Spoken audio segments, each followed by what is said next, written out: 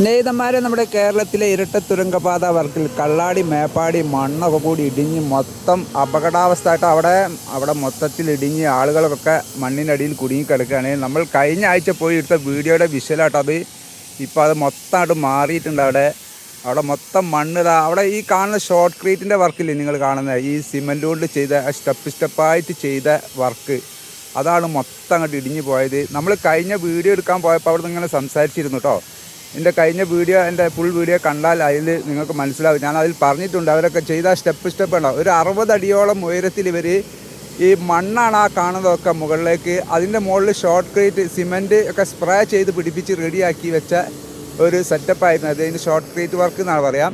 പക്ഷേ അതിൻ്റെ മുകളിലുള്ള വെള്ളം അവർ 2 ഭാഗത്തു കൂടി ഡ്രെയിനേജ്, 2 സൈഡിൽ ഡ്രെയിനേജായി നിർമ്മിച്ച് 2 ഭാഗത്തേക്ക് വെള്ളം വരുന്ന രീതിയിലാണ് അവർ പണിതത്. പക്ഷേ ഞാനന്ന് തന്നെ കഴിഞ്ഞ വീഡിയോ എടുക്കുമ്പോൾ തന്നെ പറഞ്ഞിരുന്നു കേട്ടോ, ഇവരാ ഷോർട്ട് ക്രീറ്റിൻ്റെ ഇടയിൽ, അതായത് പൈപ്പൊക്കെ ഇട്ട് കൊടുക്കുക, വെള്ളം ഇറങ്ങിയിട്ടുണ്ടെങ്കിൽ കിരിഞ്ഞ് പുറത്തേക്ക് വരാൻ വേണ്ടിയിട്ട് പൈപ്പ് ഇട്ടിട്ടുണ്ടോ എന്നൊക്കെ ഞാൻ ചോദിച്ചിരുന്നു. ആ പൈപ്പ് ഞാൻ സൂം ചെയ്ത് നോക്കി കാണാൻ പറ്റാത്ത അവസ്ഥ ഉണ്ടായിരുന്നു. അപ്പോൾ പൈപ്പ് ഇട്ടിട്ടുണ്ടോ എന്നുള്ളത് കറക്റ്റ് പറഞ്ഞ് സൂം ചെയ്തിട്ട് കണ്ടിട്ടില്ല. അതിൻ്റെ ഉള്ളിൽ കൂടെ വെള്ളം ഒലിച്ച് വരുന്ന കളറ് വെള്ളം, അതൊക്കെ ഞാൻ കഴിഞ്ഞ വീഡിയോയിൽ പറഞ്ഞതാട്ടോ. അതിൻ്റെ ശേഷം അവർ സ്റ്റെപ്പായി ചെയ്ത കാഴ്ച കാണുന്നില്ല നിങ്ങൾ.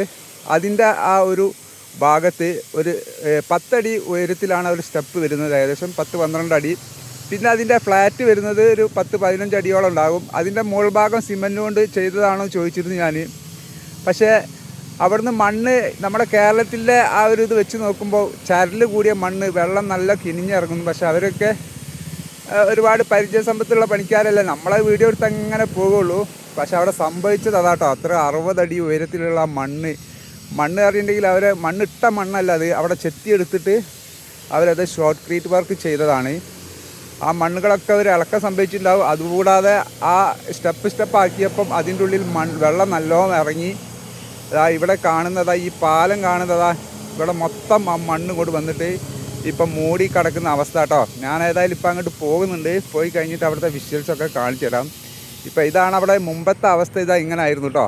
ഇവിടെ ഉണ്ടോ, ഈ ഭാഗത്ത് പ്ലാസ്റ്റിക് വെച്ച് മണ്ണ് ഇവിടെ നിന്നൊക്കെ എടുത്ത് ഒഴിവാക്കിയ മണ്ണ് അവിടെ കൂട്ടിയിട്ട് അതൊന്നും സംഭവിച്ചില്ല എന്ന് തോന്നുന്നു. അതാണ് ഞാൻ അന്ന് പറഞ്ഞത്, മണ്ണൊക്കെ കൂടി അവിടെ നിൽക്കുക, പ്ലാസ്റ്റിക് വെച്ചതൊക്കെ നിൽക്കുക എന്നൊക്കെ ചോദിച്ചിരുന്ന അതായിരുന്നു. പക്ഷേ വീണത് ഇവിടെയാണ്.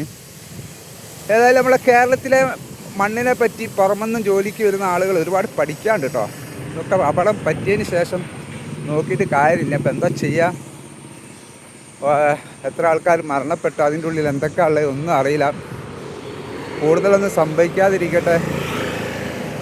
ഇവിടെയുള്ള മീനാക്ഷി ബ്രിഡ്ജിൻ്റെ അവിടെ മൊത്തം മണ്ണ്, മീനാക്ഷി ബ്രിഡ്ജ് മൊത്തം മൂടി കിടക്കട്ടെ. ചൂരൽമലയിലേക്കുള്ള യാത്രയൊക്കെ മുടങ്ങി കിടക്കുകയാണ്.